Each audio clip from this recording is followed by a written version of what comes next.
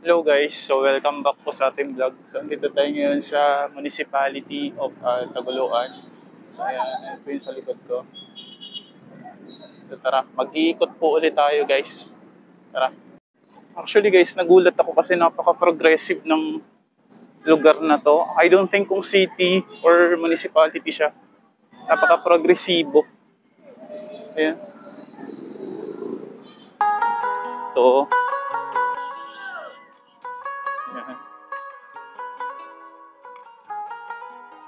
Ayan, may day and night market. Hello. So ito yung ano nila, food area. Ayan.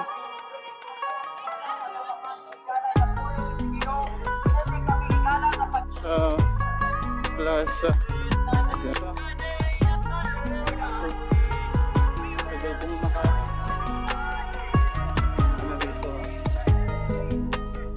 kanina parang natatapilok. So welcome po sa ating vlog for today. Nandito po tayo sa Municipality of Tagoloan.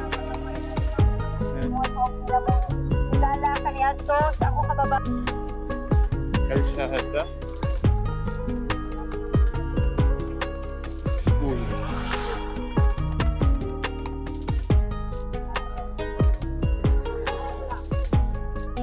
Independent. Kasi nakarating din ako rito sa oras.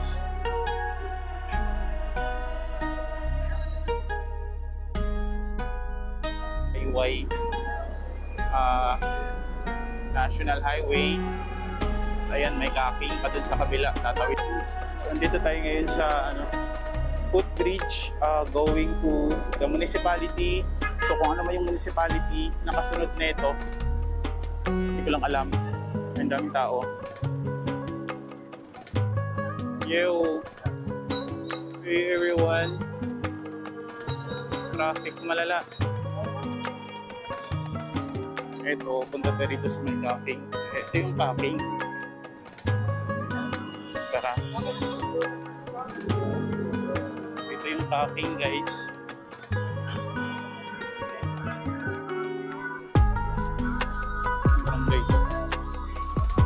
Ito ng National Road papuntang kasunod ng municipality ng lungsod or lalawigan po ng Misamis Oriental. Dito tayo lalakad-lakad. Daming kainan dito mukhang ito yata yung sentro. Good. So yun, napaka-progressive para talaga siyang city. Nagtitinda ng ito yung sanggikan nila. So sa kaliwa ko po guys, ayan tulad nyan. So ito hotel. Tapos ayun nga napaka-traffic malala kasi may ongoing construction drainage po dito sa may gilid papuntang plaza. Pero dito tayo pupunta tayo rito. Tangge. Diba? Tanggian. So harap siya naman sa kalsada. Along the way lang po siya.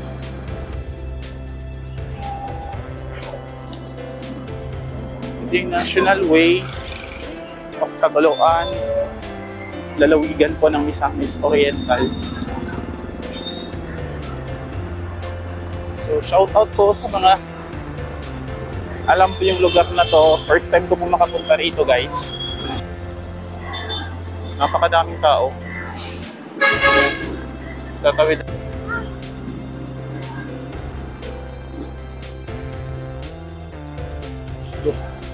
Kung gaano ka-traffic malala. Nangangailangan talaga ng railway system. Then nangangailangan ng mass transport yung kahabaan nito kasi siya along the way, so national road. So kaya ganito ka-traffic malala. So 5:30 na po ng hapon at kailangan na po talaga ng sistemang medyo maayos-ayos naman. municipality or kung ano man ito, or city. Tapos dalawang Mr. DIY na po yung nakita ako. At kita nyo po yan, ayan, may DIY ulit dito.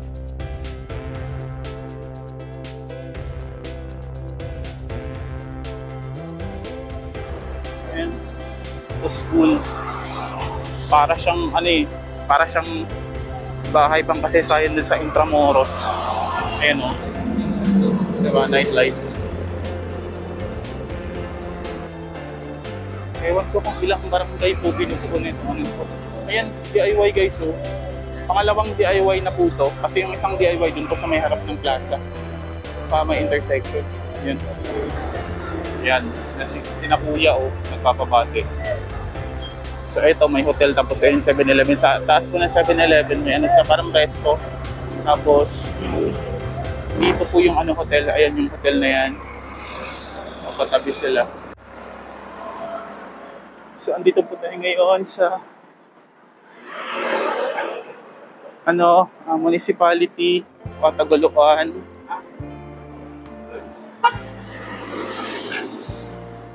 Zone 11, Barangay Poblacion. Ayan. May ano kasi siya. Tawid na lang tayo rito.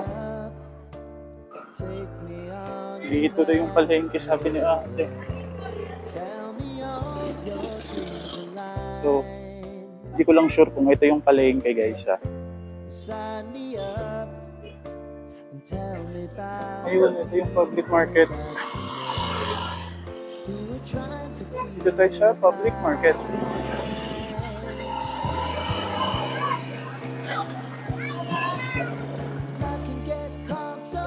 Night market. Night market eh. So ayun o, dami mga nabibentang damitan. Ito yung damitan nila. Tapos ngayon magkakaharap lang yung mga nagtitinda.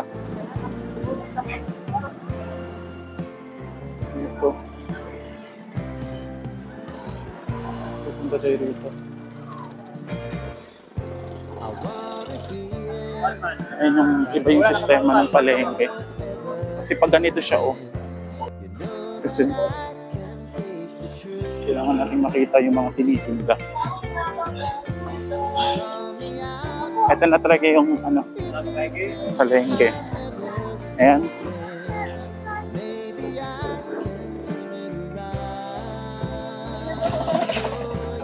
Yung palengke area.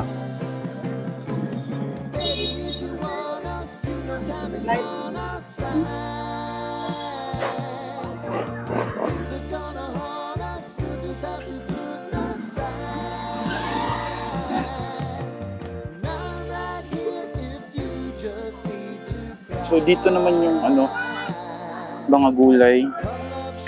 At ito yung mga isda. Dito yung isda. Ayan. Ayun.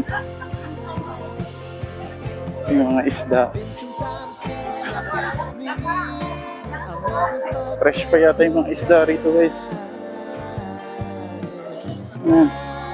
So pahilera lang po siya ng mga nagtitinda, mga gulay. So dito tayo.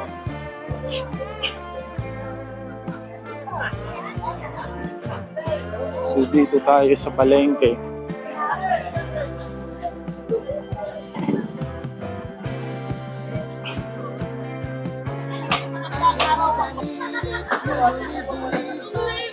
Meat.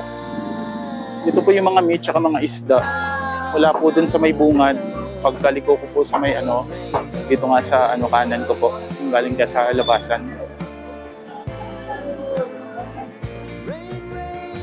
Saka ito po yung labasan niya. Madilim na. Ito may mga bahay din po dyan. So dito tayo babalik sa ano. Yung mga prutas at gulay sa kanan ko po. Tapos dito, ito po yung ano, bigasan dito. Ayan, yung mga gulay at ano. Dito po yung mga isda natin, tsaka mga karne. Ayan. Pwede rin po kayong pumasok dyan kasi hindi naman siya naharangan na. Kanina hinarangan yan eh. So ito po yung mga isda.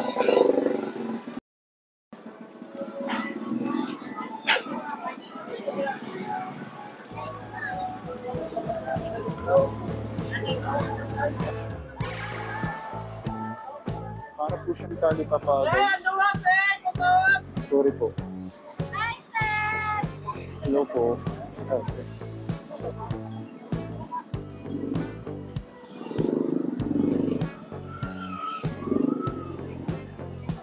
Ang lalaking isda ko. Ito na yung mga seafood.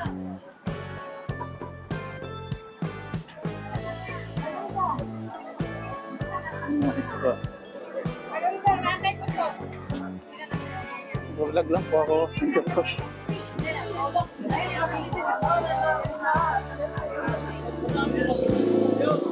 Ayan. So ang haba ng ano nila isdaan niya kasi galing ako dun sa pinakadulo nito, guys. Pinakadulo nito. So ito mga isda. Ito mga ano rin to dito.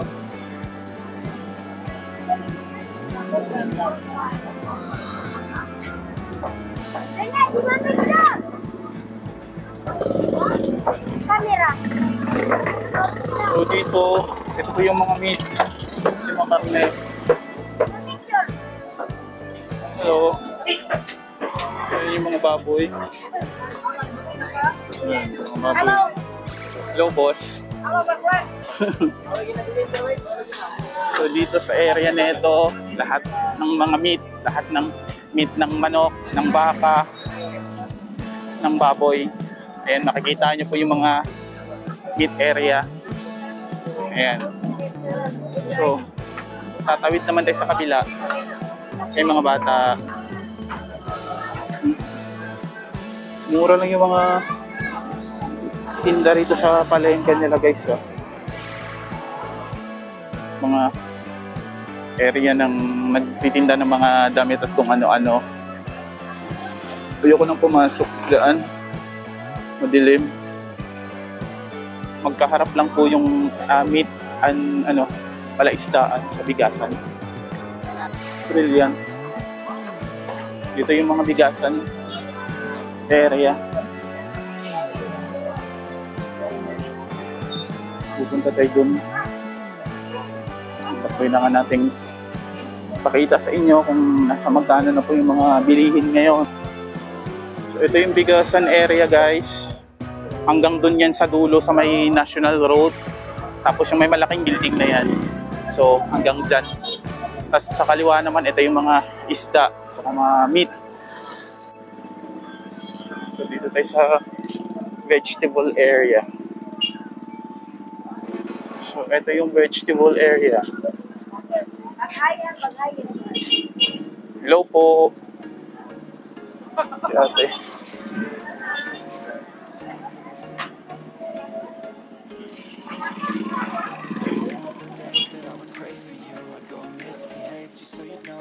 Although hindi siya ganun kalaki yung palengke, pero sa sobrang dami ng nagtitinda, guys.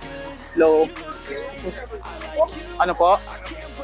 Ganap ni Kuripot PH po sa YouTube. Ganap ni Kuripot PH. Ganap ni Kuripot? Yes. Okay. Hi kuya. So ito, hanggang dito lang po yung palengke. Madilim na din dito, guys. Ano to? Balik na tayo dun sa labasan.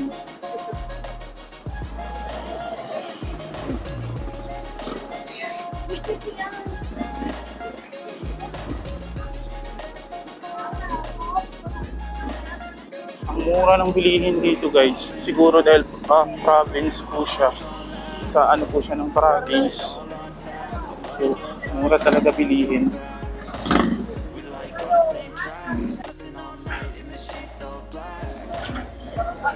Ang daming tao rito. Para kung nasa CDO. Sale mga damit.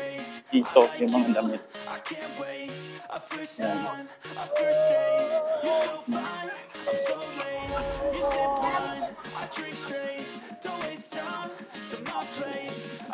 Kumakanta yung bata. So, yeah. Say the place. Tara na. Kaguluan.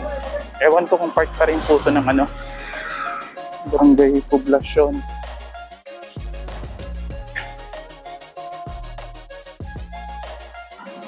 Andito tayo ngayon sa National Road, Barangay Poblacion. Ayan. Ito yung DIY, pangalawang DIY. Yung sinabi ko kanina. Yung kainan. Mapaka-traffic na dito banda ko. Diba?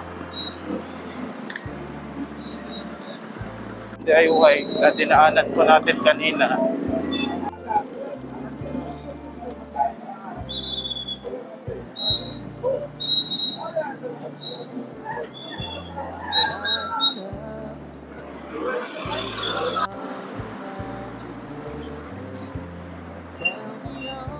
Bagay na napapabilib po ako kasi ang linis po ng park na to.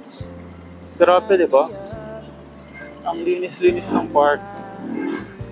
Para kung nasa Planeta. Joke lang. Di ba?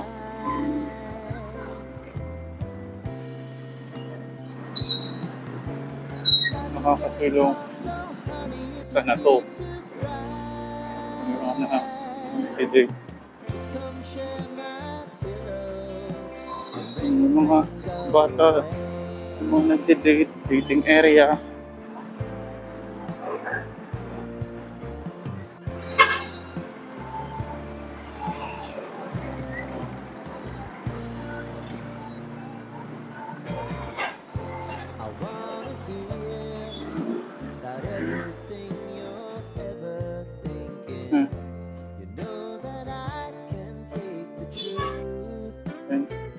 Madilim sa part na ito. Sa gisag ng municipality of Tagoloan. Coffee shop guys. Ayan. Ayan. Oras. Rush hour. 6:18. Ito naman yung municipal office ng police sa katabi po siya municipal hall. Hindi po natin na ikot ng buo yung dito pa lang sa plaza tapos galing pa po tayo din sa public market, so mahirap ikutin at first time ko pong pumunta rito. So, salamat po sa mga nanonood. Ayan, nandito ako sa harap ng plaza.